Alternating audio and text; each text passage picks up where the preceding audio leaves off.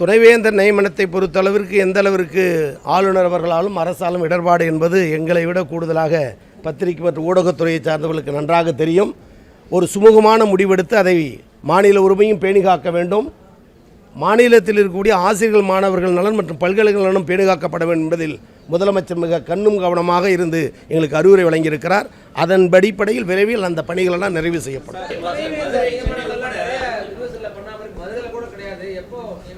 துணைவேந்தர் நியமனத்தை பொறுத்தளவிற்கு எந்த அளவிற்கு ஆளுநர் அவர்களாலும் அரசாலும் இடர்பாடு என்பது எங்களை விட கூடுதலாக பத்திரிகை மற்றும் ஊடகத்துறையை சார்ந்தவர்களுக்கு நன்றாக தெரியும்.